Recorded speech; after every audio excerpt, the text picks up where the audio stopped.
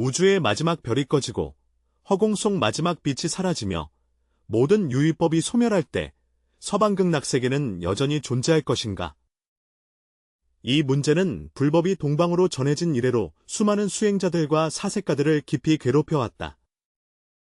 어떤 이는 극락세계가 아미타불의 원력으로 이루어졌으며 중생들이 염불하는 마음을 지니고 있는 한 그것은 영원히 사라지지 않는다고 말합니다.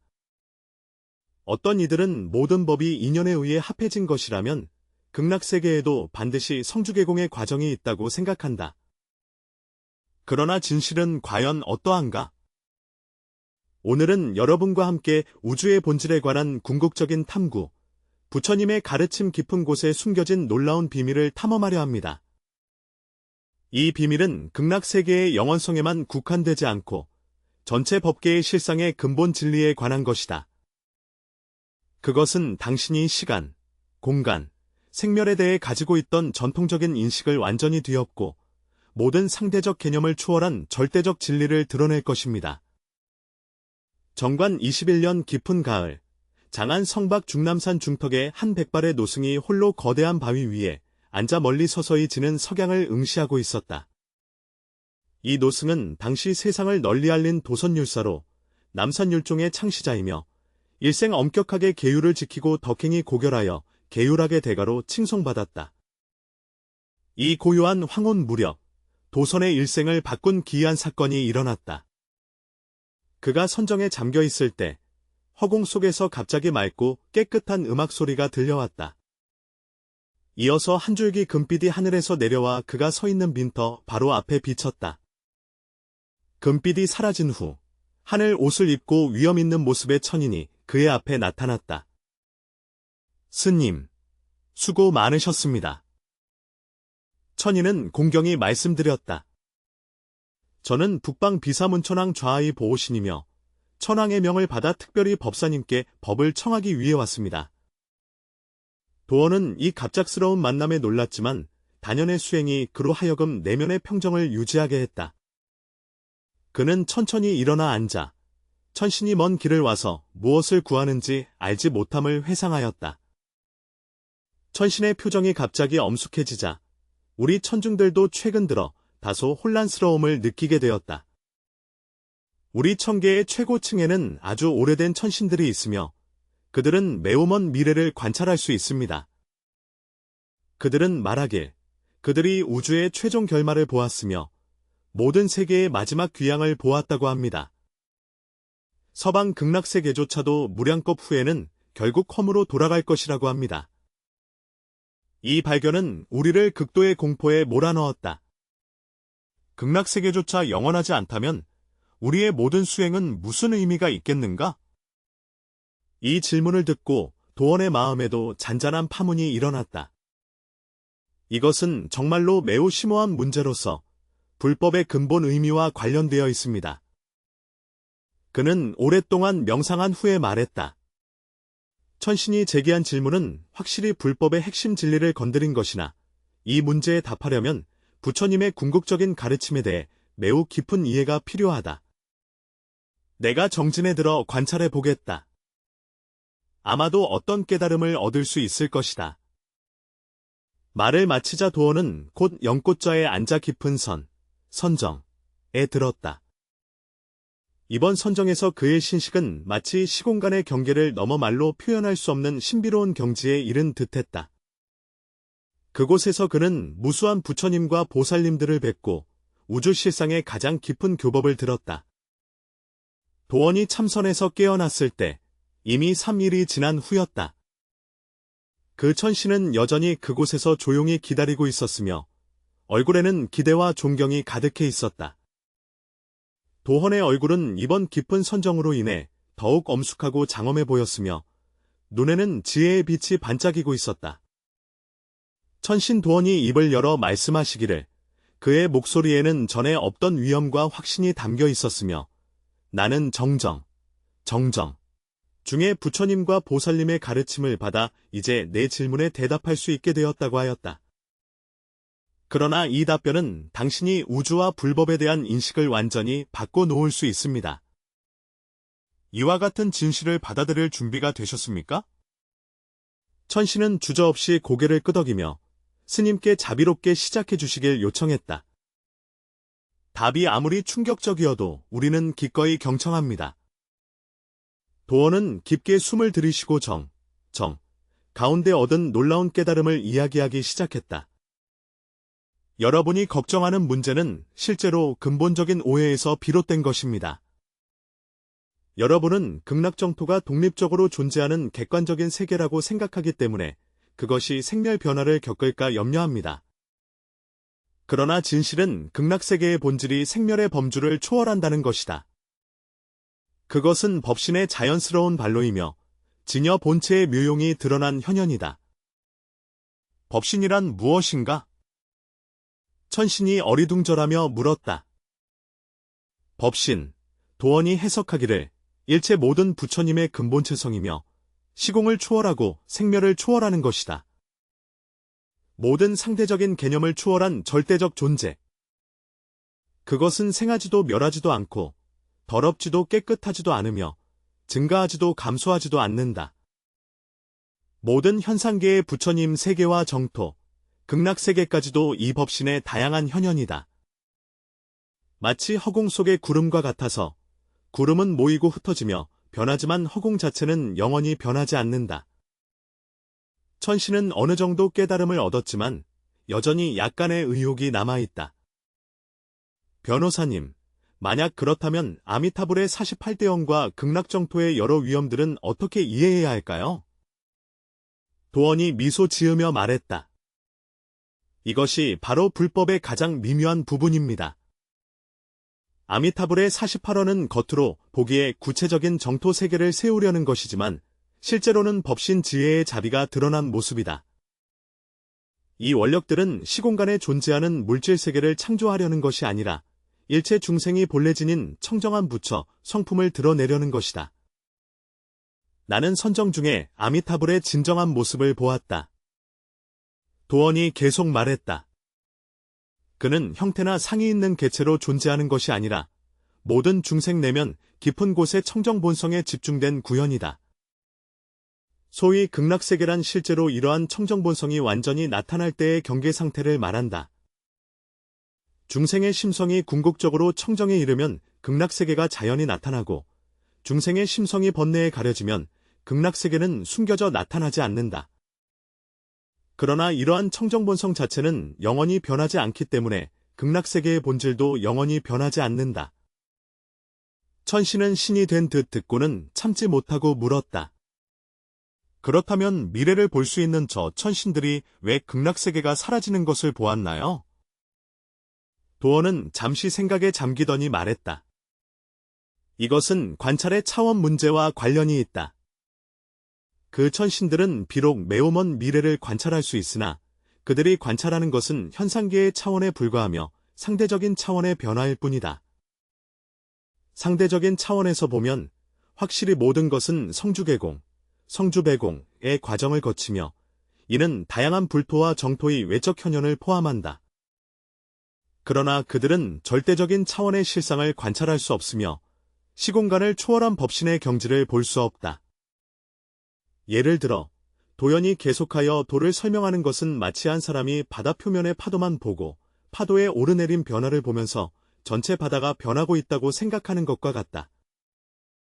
그러나 실제로 파도는 해수 표면의 현상일 뿐이며 해수의 본질은 변하지 않는다.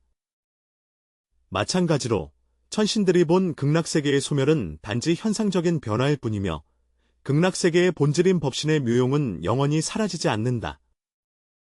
천신은 갑자기 깨달아. 바로 그렇구나. 그렇다면 우리 수행자들은 이 진리를 어떻게 이해하고 마주해야 할까? 도선선사는 엄숙하게 말하였다. 우선 수행의 진정한 목표를 알아야 한다. 그것은 외부의 어떤 청정한 세계에 가기 위한 것이 아니라 자신의 내면에 본래 갖추어진 청정한 본성을 밝히기 위한 것이다. 우리가 염불할 때 먼 열만억 불토 저편에 있는 아미타불을 부르는 것이 아니라 자신의 내면 깊은 곳에 있는 불성의 빛을 깨우는 것입니다. 우리가 극락세계에 왕생하기를 서원할 때 실제로는 본래의 청정한 고향으로 돌아가기를 서원하는 것이다. 둘째, 도서는 계속하여 말하길 생멸 변화에 대한 두려움과 집착을 초월해야 한다고 하였다. 모든 현상계의 변화는 정상적인 것이며 모두 법신의 미묘한 작용이 자연스럽게 드러난 것입니다. 설사 외적인 정토의 생성, 존속, 파괴, 공멸이 있더라도 그것이 우리의 내면 청정 본성의 영원한 불변함에 영향을 미치지 않습니다.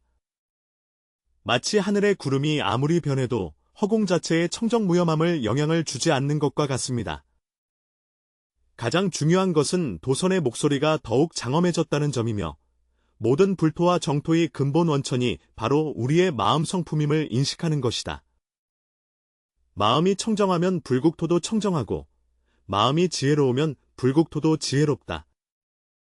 만약 우리가 자신의 마음 본성을 철저히 정화할 수 있다면 어디에 있든지 모두 청정한 부처님의 나라, 즉 청정한 극락정토가 될 것이다. 이러한 정토는 생멸이 없는 본성 위에 건립되었기 때문에 진정으로 영원하다. 천신은 이 가르침에 깊이 감동하여 합장하고 공경스럽게 말하였다. 변호사의 가르침은 마치 진리의 깨달음을 주입하는 것과 같아 우리 모두의 어두움을 환히 밝혀주었습니다. 그렇지만 저는 여전히 한 가지 의문이 있습니다.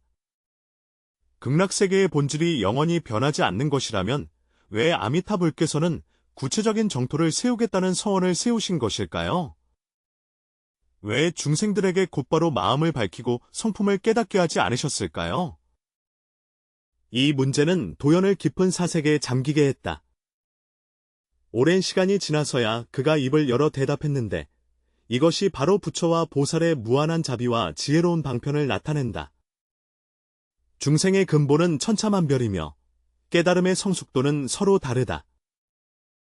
이미 높은 지혜를 갖춘 중생들에게 부처님은 확실히 직접적으로 마음을 밝히고 성품을 깨닫는 법문을 시작하신다.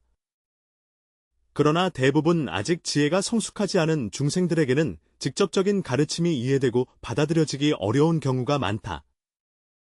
그러므로 도어는 설명하기를 아미타불께서 자비로서 구체적이고 가시적인 정토 세계를 세우시어 중생들에게 명확한 수행 목표와 정신적 의지가 되게 하셨다고 하셨다. 외적인 정토에 대한 동경과 추구를 통해 중생은 점차 자신의 마음 본성을 정화하여 궁극적으로 정토와 상응하는 청정한 경지에 이르게 된다. 이는 손가락으로 달을 가리키는 것과 같다. 손가락은 달이 아니지만 손가락을 통해 달을 볼 수 있다. 극락세계의 외적 현현은 바로 그 손가락이며 그것이 가리키는 것은 우리 내면에 본래 갖추어진 청정 본성이다. 더 깊은 의미는 도원이 계속해서 말하길 아미타불의 48원은 사실 모든 중생의 불성에 대한 포괄적인 묘사이자 나타남으로써 각각의 원력이 불성의 어떤 측면을 대응한다고 하였다.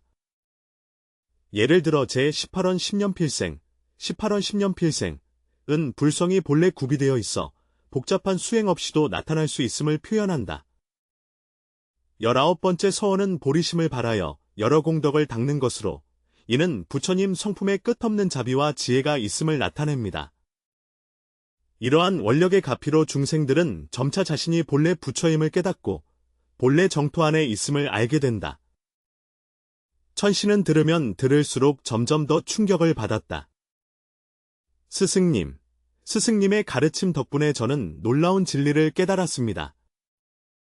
원래 우리가 계속 찾아왔던 정토는 사실 우리 자신의 마음 속에 있습니다.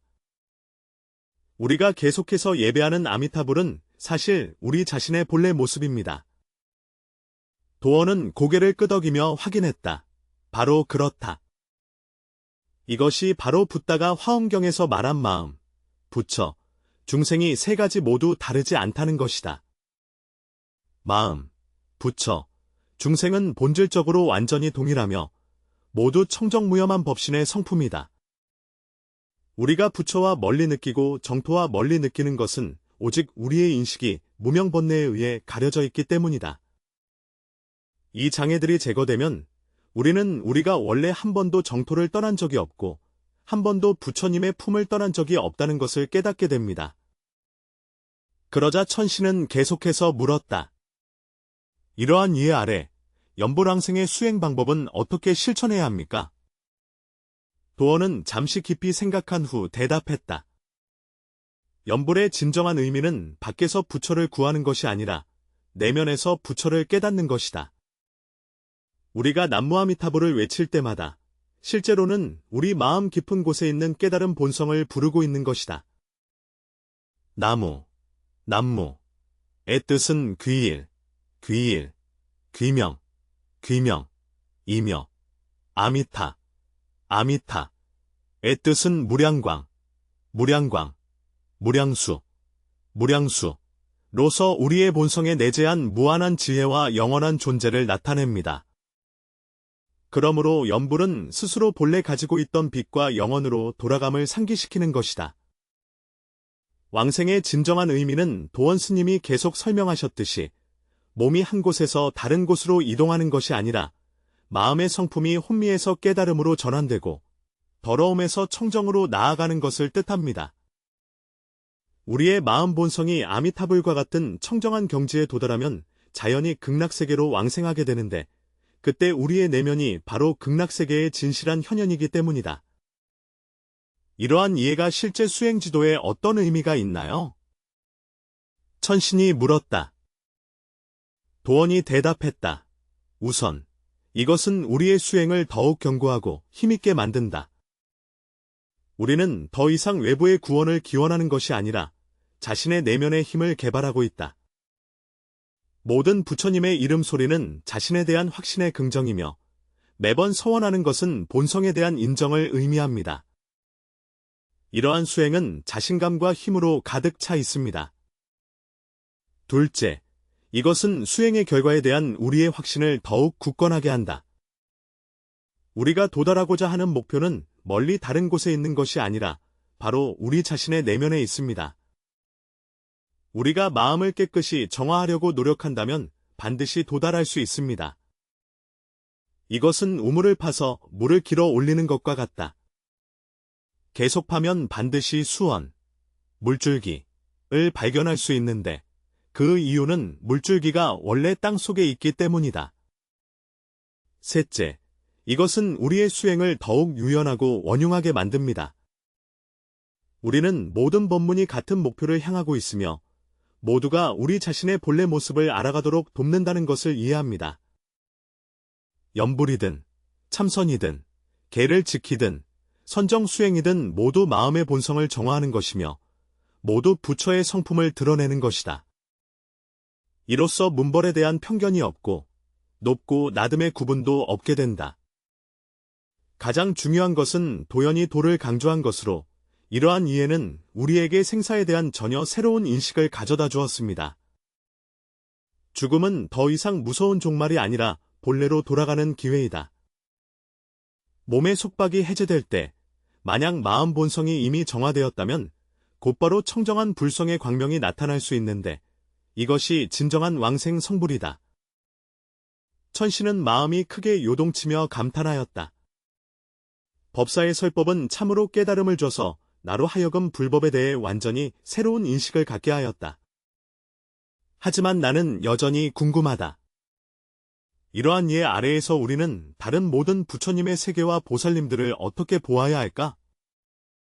스승님이 미소 지으며 말씀하셨다.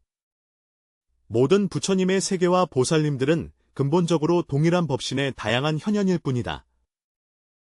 동방약사불의 유리세계는 마음의 청정하고 투명한 성품을 상징합니다. 미륵보살의 도솔천토는 심성의 자비와 희열을 나타냅니다. 관세음보살의 보타로가, 보타라까는 마음의 대자대비를 상징합니다. 각 부처의 토지는 우리 내면의 특정한 자질에 대응하며 각 보살은 우리의 본성 중 특정 측면을 구현한다.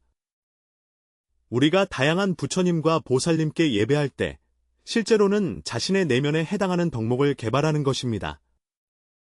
우리가 다양한 불토에 왕생하기를 발언할 때 실제로는 자신의 심성, 이 그에 상응하는 경지에 도달하기를 발언하는 것이다. 이렇게 이해하면 전체 불교의 수행체계가 매우 완전하고 통일되게 됩니다. 그렇다면 왜 부처님께서 이렇게 많은 다양한 법문과 정토를 세우셨을까요? 천신이 물었습니다. 이는 바로 부처님의 무한한 지혜를 드러내는 것입니다. 도원은 대답했다. 중생의 근본은 천차만별로 다르니 어떤 이는 청정을 좋아하고 어떤 이는 장엄을 좋아하며 어떤 이는 자비를 좋아하고 어떤 이는 지혜를 좋아한다.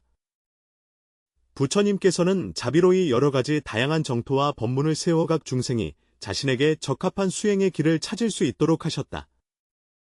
그러나 어떤 길을 선택하든 궁극적인 목표는 동일하며 모두 본래 가지고 있는 청정한 본성으로 돌아가는 것이다. 이것은 등산과 같다. 어떤 사람은 동쪽 비탈에서 산을 오르기를 좋아하고 어떤 사람은 서쪽 비탈에서 오르기를 좋아하며 어떤 사람은 완만한 경사를 좋아하고 어떤 사람은 가파른 경사를 좋아한다. 그러나 어떤 경로를 선택하든 결국 모두 같은 정상에 도달하게 된다. 산꼭대기는 바로 우리의 본래 면목이며 우리 내면에 본래 갖추어진 불성입니다. 천신은 이 설법에 깊이 감동하여 공손히 말하였다. 법사님, 선생님의 설법으로 부처님의 근본 뜻을 깨닫게 되었습니다. 그러나 나는 궁금하다.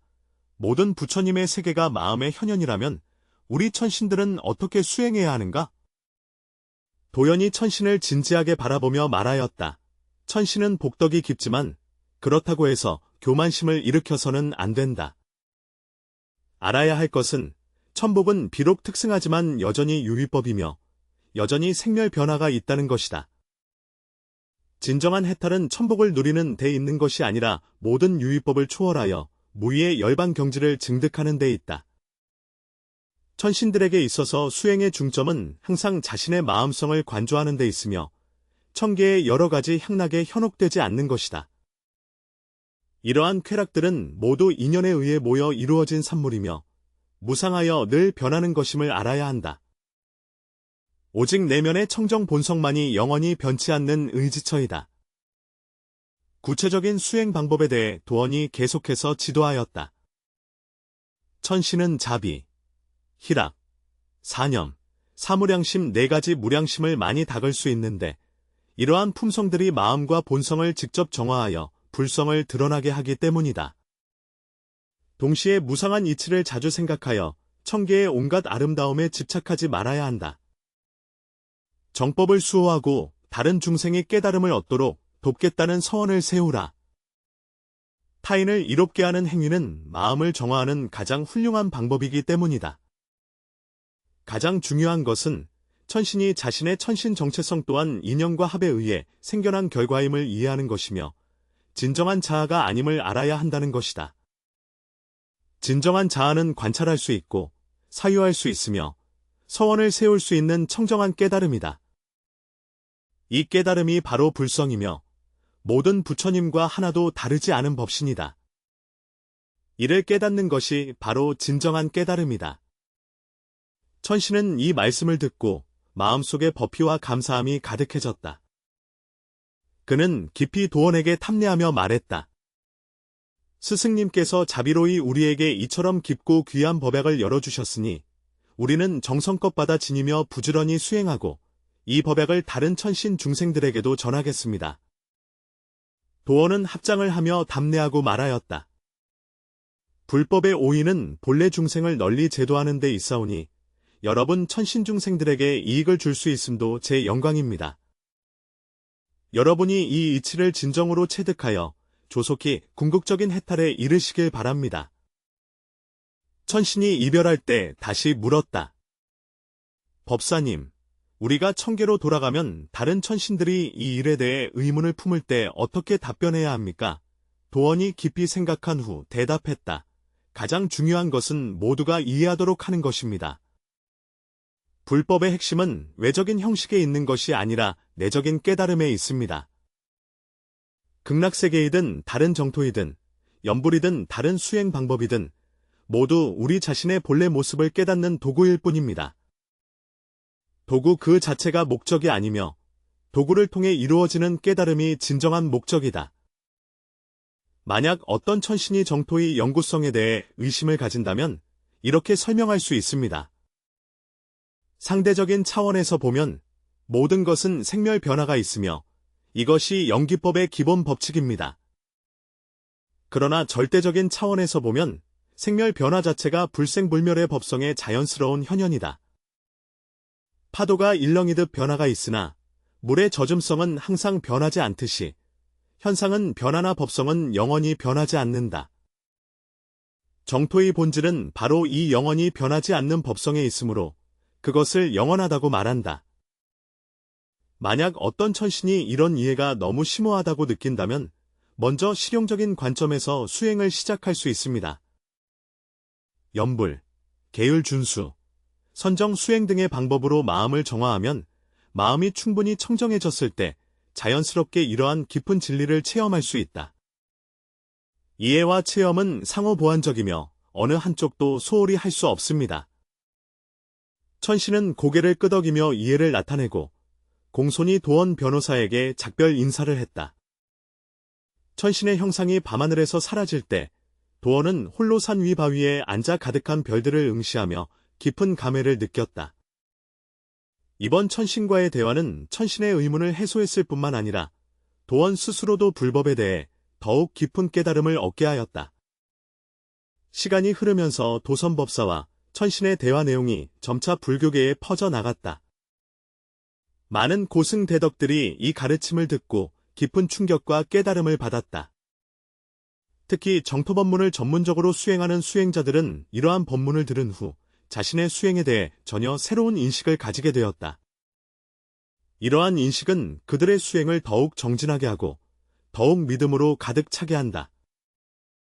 그러나 이러한 심오한 가르침은 몇 가지 논란을 일으키기도 하였다. 어떤 보수적인 학자들은 이러한 해석이 지나치게 난해하여 초보자들이 정토 수행이 매우 쉽다고 오해할 수 있으며 이로 인해 나태한 마음이 생길 우려가 있다고 생각합니다. 일부 사람들은 이러한 이해가 전통적인 정토교법에 대한 신앙심을 약화시켜 정토법문 계승에 영향을 미칠 것을 우려하기도 한다. 이러한 논란에 직면하여 도선법사는 일관된 지혜와 자비를 유지하였다. 그는 말했다. 불법에는 본래 여러 단계가 있으며 권속적인 설법도 있고 진실한 설법도 있으며 편리한 설법도 있고 궁극적인 설법도 있다고. 초심자는 당연히 전통 정토교법에 대한 신앙을 먼저 세워야 하며 외적인 극락세계를 믿음으로써 수행의 동기를 길러야 합니다. 그러나 이미 일정한 기초를 갖춘 수행자들에게는 더욱 깊은 이치를 이해하도록 인도해야 하며 그래야 그들의 수행이 더욱 완전해질 수 있다. 중요한 것은 다양한 중생의 근기에 따라 가르침을 베푸는 것이다. 도원은 지혜가 높은 중생들에게는 곧바로 궁극적인 사상을 시작할 수 있지만 지혜가 아직 성숙하지 않은 중생들에게는 선편한 방법으로 점진적으로 인도해야 한다고 강조한다. 이렇게 해야만 진정으로 스승의 가르침에 의지하여 모든 중생에게 이로움을 줄 수 있습니다. 이러한 설법이 전파되면서 점점 더 많은 수행자들이 정토법문의 깊은 의미를 다시 생각하기 시작했다. 그들은 전통적인 가르침과 심오한 깨달음이 모순되지 않으며 같은 진리의 다른 표현임을 발견했다. 마치 같은 삼봉우리를 여러 각도에서 보면 다른 모습이지만 삼봉우리 자체는 같다. 더 중요한 것은 이것들이 사람들로 하여금 불법의 전체성에 대해 더 깊이 이해하게 만들었다는 점이다. 그들은 깨달았다. 정토, 선종, 밀교 또는 다른 종파들이 근본적으로 모두 같은 목표를 지향하며 모두 중생들이 자신의 본래 모습을 깨닫도록 돕는 것임을. 이러한 인식은 종파 간의 대립을 해소하고 불교 내의 조화와 통일을 촉진하였다. 도원법사가 만년에 있을 때 어느 날 한 젊은 승려가 와서 물었다. 스승님, 당신께서는 극락세계가 영원하며 법신의 현현이라고 하셨습니다. 그렇다면 우리가 수행 중에 만나는 여러 경계들, 예를 들어 부처님과 보살님을 뵙고 아름다운 소리를 듣고 향기로운 냄새를 맡는 것 등은 어떻게 이해해야 합니까? 도원법사는 자애롭게 이 젊은 법구자를 바라보며 말씀하셨다. 이 모든 경계들은 진실하다. 하지만 그 진실성은 그것들이 내 마음의 청정함 정도를 진실하게 반영하는 데 있다. 마음의 성품이 점점 더 청정해질수록 자연스럽게 갖가지 장엄한 경지가 나타나게 됩니다. 이 경계들은 외부에서 오는 것이 아니라 본래 너의 본성에 내재되어 있는 것이다. 거울과 같아서 먼지가 닦이면 맑고 선명한 영상이 드러난다. 당신이 보는 부처님과 보살님은 바로 당신 내면의 불성이 드러난 모습입니다. 네가 듣는 아름다운 소리는 내 마음의 조화로운 표현이다. 네가 맡는 이 향기는 바로 내 내면의 청정한 기운이다. 이것들은 모두 본래 너에게 갖추어져 있는 것이나 평소의 번뇌와 티끌로 가려져 있을 뿐이다. 젊은 승려가 깨달은 듯이 물었다. 그렇다면 만약 어떤 사람이 수행 중에 이러한 경지를 보지 못한다면 그것은 그의 수행이 부족하다는 뜻인가요? 도원이 고개를 저으며 말했다. 이렇게 이해해서는 안 된다.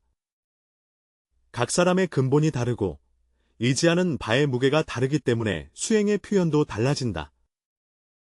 어떤 사람들은 여러 가지 경계를 쉽게 볼 수 있지만 어떤 사람들은 상대적으로 적게 볼 수 있다. 그러나 이것이 수행의 옳고 그름을 의미하지는 않으며 중요한 것은 마음이 진정으로 정화되었는지 여부이다. 진정으로 중요한 것은 외적인 경지가 아니라 내적인 변화이다. 만약 어떤 사람이 많은 경지를 보았으나 내면의 탐진치가 줄어들지 않았다면 그러한 경지는 진정한 의미가 없다. 반대로 어떤 사람이 특별한 경지를 보지 못했더라도 내면이 점점 더 청정해지고 자비심이 커진다면 그의 수행은 성공한 것이다. 기억하라. 도원이 엄숙하게 말했다. 수행의 목적은 신비한 체험을 추구하는 것이 아니라 마음을 정화하고 부처의 성품을 드러내는 것이다.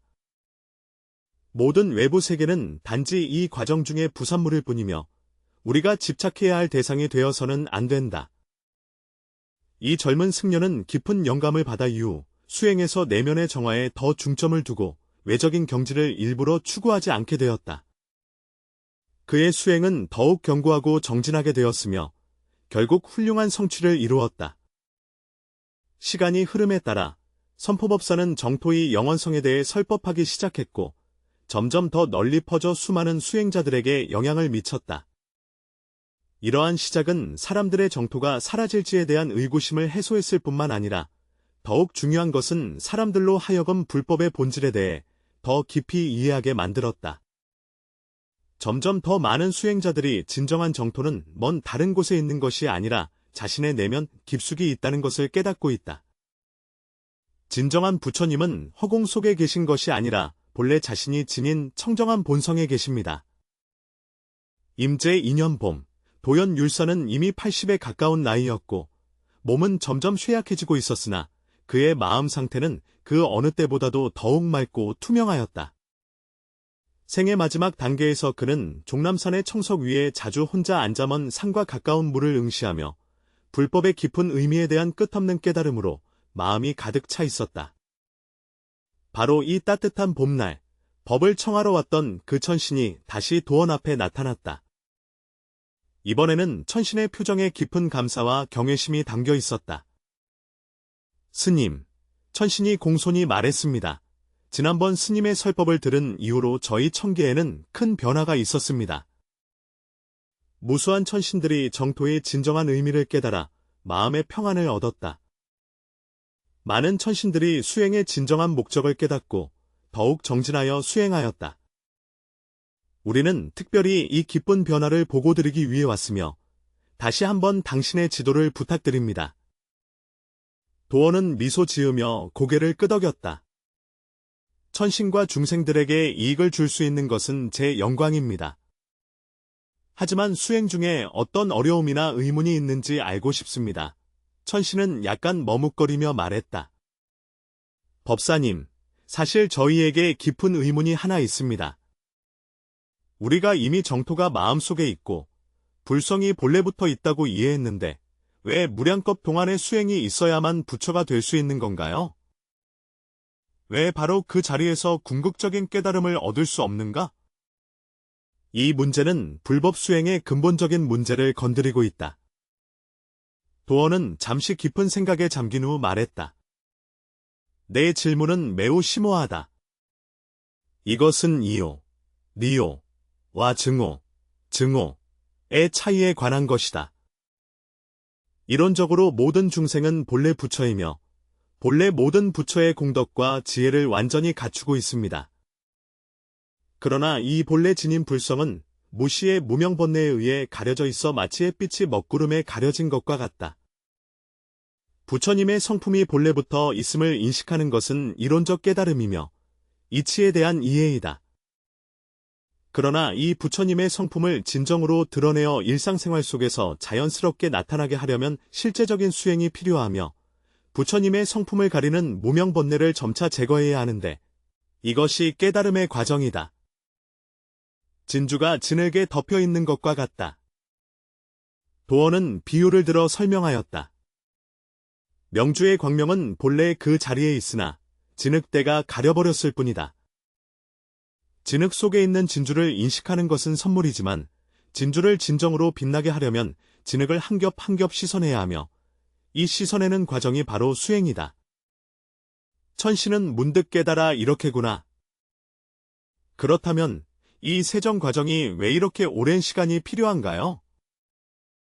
도원이 도를 해석한 이유는 무명번뇌가 깊이 뿌리 박혀 있기 때문이다. 우리는 무식업 이전부터 무명 속에서 윤회하며 매우 단단한 습기와 집착을 형성해왔다. 이 습기들은 마치 1000년 동안 쌓인 때와 같아서 하루아침에 없앨 수 있는 것이 아니며 장기간 지속적인 노력을 통해 서서히 정화되어야 한다. 하지만 도선의 어조는 갑자기 희망차게 변했으며 과정은 길어질 수 있지만 방향은 확실하고 결과는 반드시 올 것이다. 우리가 드러내려는 부처님의 본성은 본래 그곳에 존재하므로 우리가 하는 일은 단지 장애물을 제거하는 것뿐이다.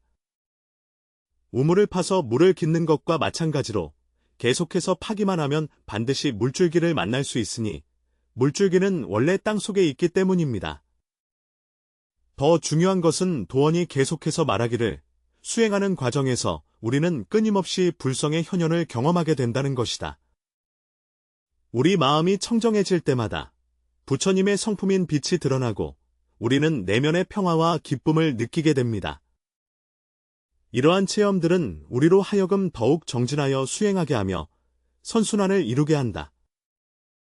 천신은 깊은 영감을 받고 다시 물었다. 그러면 이 수행 과정에서 연불왕생의 법문은 어떤 역할을 하는가? 도원의 눈에는 지혜의 빛이 반짝였다. 연불법문은 마음을 정화하는 가장 직접적이고 효과적인 방법 중 하나이다. 우리가 온 마음을 다해 남무아미타불을 염송할 때 마음속의 잡념과 망상이 자연히 멈추고 내면은 청정하고 평안해진다. 이러한 청정하고 평온한 상태는 바로 불성의 자연스러운 현현이며 극락세계의 진실한 체험이다. 더 깊은 의미는 도선이 계속해서 설명하길 아미타불의 명호는 특별한 가피력을 지니고 있다는 것입니다. 이 가피력은 외부의 신비한 힘에서 오는 것이 아니라 명호 자체가 대표하는 궁극적인 각성 경계에서 비롯된 것이다. 우리가 이 명호를 염송할 때 그것은 바로 이러한 궁극적인 깨달음의 경지와 공명하는 것이며 내면 깊은 곳에 있는 동일한 경지를 깨우는 것이다. 말하자면 연불은 자신의 부처님 성품과 대화하는 것이며 이미 깨달은 부분으로 아직 잠들어 있는 부분을 깨우는 것이다. 연불이 깊어질수록 깨달음의 부분이 점점 강해지고 잠자는 부분은 점점 적어져 결국 완전한 깨달음 상태에 이르게 되는데 이것이 바로 연불성불의 비밀이다. 천신이 귀 기울여 들으며 감탄을 금치 못하고 말했다. 법사님의 강설은 정말로 깊이 있으면서도 알기 쉽게 우리에게 연불법문에 대한 새로운 깨달음을 주셨습니다. 그렇다면 임종씨의 왕생에 대해 우리는 어떻게 이해해야 할까? 도원은 깊이 생각한 후 말했다. 임종은 특별한 순간으로 이 순간에는 평상시 신체와 마음을 연결하는 거친 업력이 느슨해지기 시작하며 마음의식이 더욱 민감하고 개방적으로 변한다. 만약 어떤 사람이 평소에 연불 수행의 기초를 갖추고 있다면 임종씨의 마음의식이 더욱 쉽게 불호에 집중할 수 있으며 더욱 쉽게 청정한 불성과 상응할 수 있다. 의식이 완전히 부처님의 이름에 집중할 때 모든 망상과 분별이 멈추고 마음의 본래 얼굴이 자연스럽게 드러난다. 이러한 현현은 진정한 왕생이며 몸의 이동이 아니라 마음의 성품 전환이다. 무명에서 깨달음으로, 번뇌에서 청정으로, 범부의 마음에서 부처의 마음으로 향한다. 이러한 상태에서 도원은 계속 말했다. 심식이 느끼는 경계는 완전히 청정하고 장엄하며 마치 경전에 묘사된 극락세계와 같다. 연화화생, 황금토지, 칠보누각 등은 모두 청정심성의 자연현상이다. 이 경계들은 비록 마음의식의 투영일지라도 당사자에게는 완전히 진실된 체험이다. 천신은 마치 깨달은 듯이 이렇게 말했다.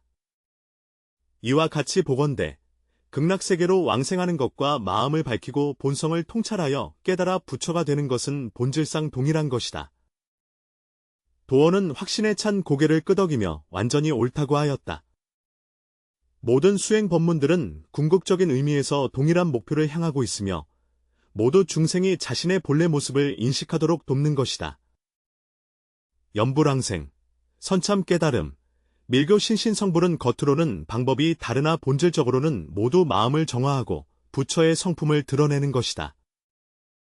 이것이 바로 편리함에는 여러 길이 있으나 귀원에는 한 길만 있다는 이유이다.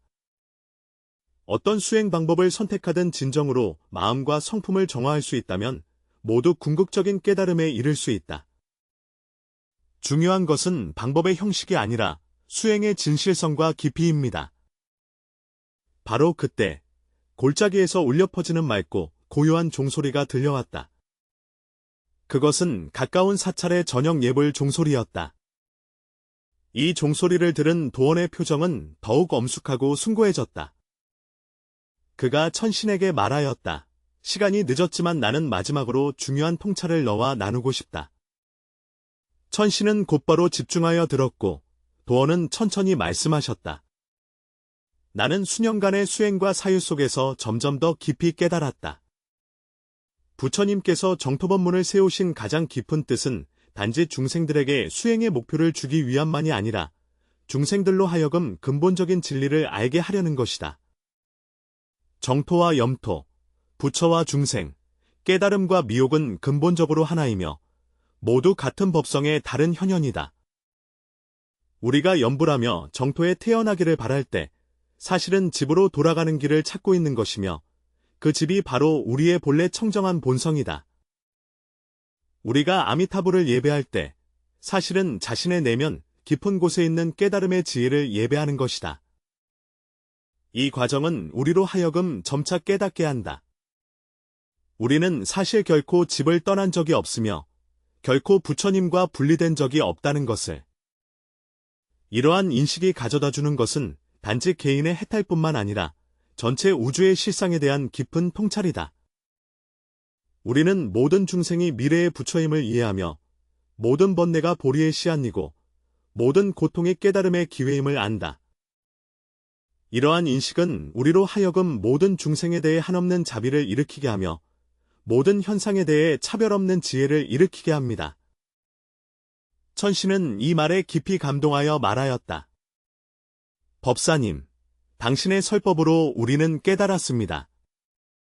수행의 진정한 의미는 개인의 해탈에 그치지 않고 모든 중생이 본래 하나임을 인식하는 것임을. 도선은 고개를 끄덕이며 말했다. 바로 그렇다.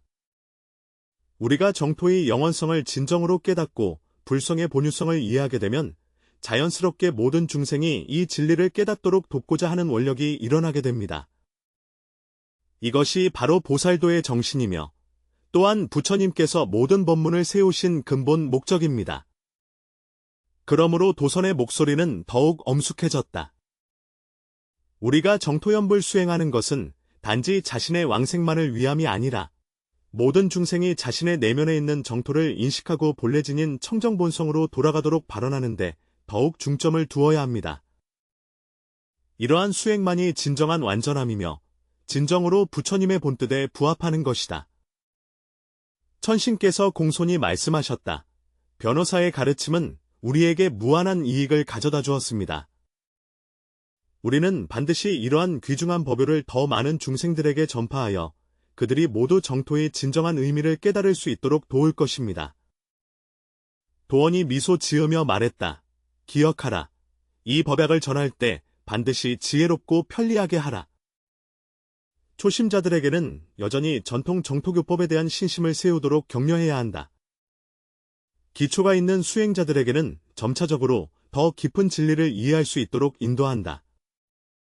이렇게 해야만 다양한 근기의 중생들에게 진정한 이익을 줄 수 있습니다.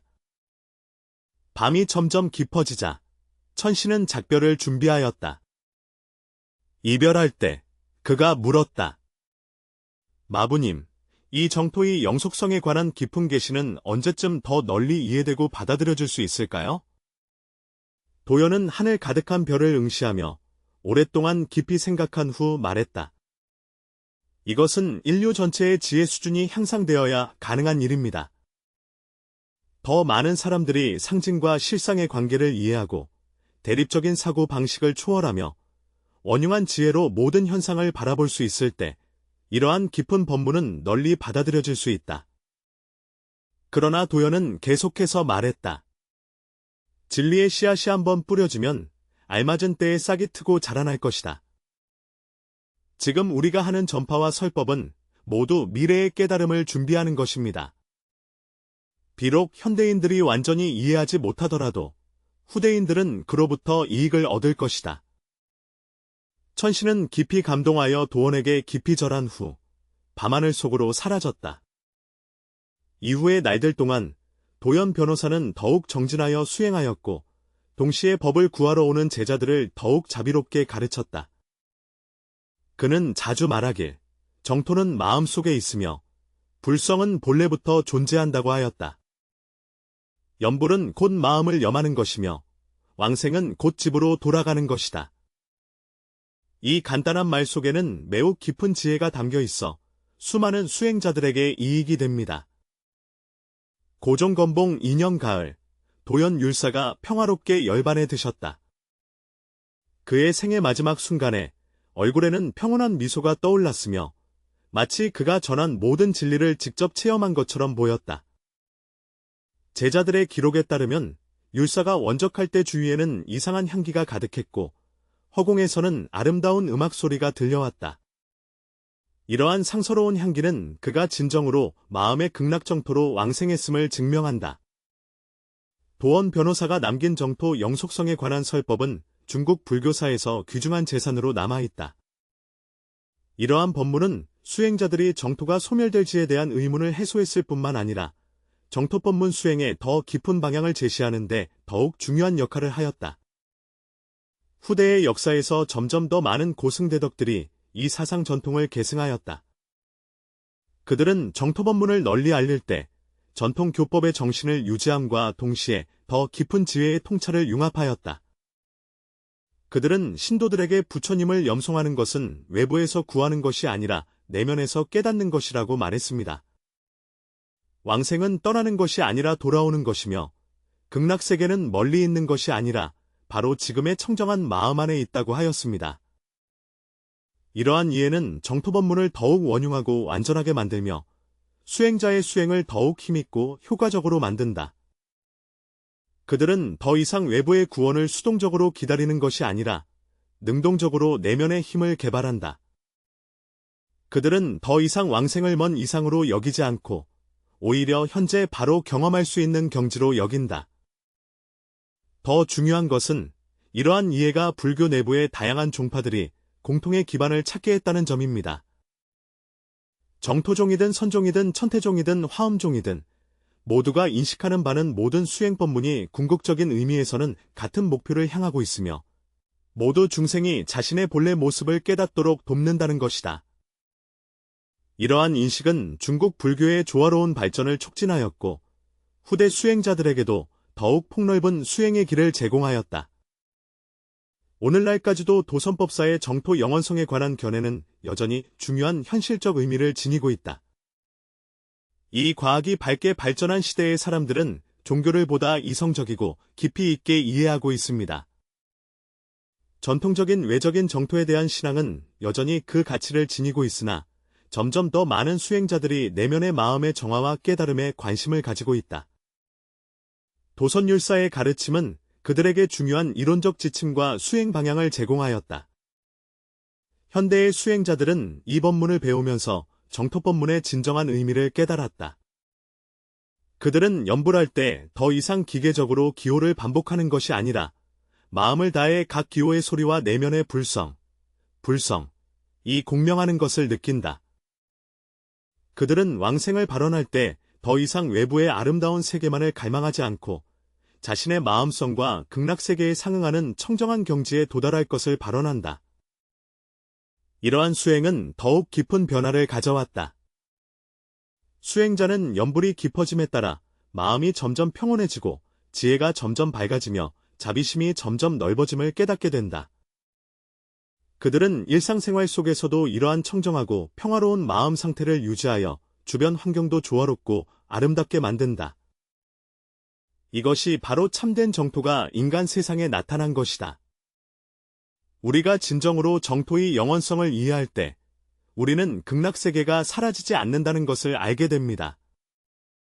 그것의 본질은 우리 내면에 영원히 변치 않는 청정 본성에 있기 때문입니다. 이 본성은 시간과 공간의 한계를 초월하며 생멸 변화의 현상을 초월한 참된 영원 불변의 존재이다. 이 본성을 깨닫고 이 본성을 발전시켜 우리의 삶 속에서 자연스럽게 드러나게 하는 것이 바로 수행의 진정한 목표이며 부처님께서 극락정토 법문을 세운 근본 목적이기도 합니다. 이 변화무쌍하고 불확실한 세상에서 정토의 영원성을 이해하는 것은 우리에게 가장 큰 위로와 힘이 됩니다. 우리는 외부 세상이 어떻게 변화하든 어떤 어려움과 도전에 직면하든지 간에 우리의 내면 깊은 곳에는 영원히 변하지 않는 정토가 있으며 항상 밝게 빛나는 불성이 있다는 것을 알고 있습니다. 이 깨달음은 우리가 어떠한 상황에서도 마음의 평정과 확고함을 유지하며 자비와 지혜로 모든 것을 대할 수 있게 합니다. 이것이 바로 부처님께서 드러내신 우주의 진리로서 모든 외적인 현상은 생멸과 변화를 겪습니다. 그러나 이러한 현상을 지탱하는 근본 실상은 영원히 변하지 않는다. 이 실상은 우리 모두의 본성이며 모든 정토의 진정한 근원입니다. 이 실상을 인식하고 체득하여 그것이 우리의 삶의 지침과 힘이 되게 하는 것, 이것이 진정한 해탈이며 진정한 내세의 성불이다. 모든 중생이 이 깊은 진리를 깨닫고 마음의 청정한 서원을 되찾는 길을 찾으며 이 영원히 변하지 않는 청정 본성 속에서 궁극적인 안락과 해탈을 얻기를 바랍니다.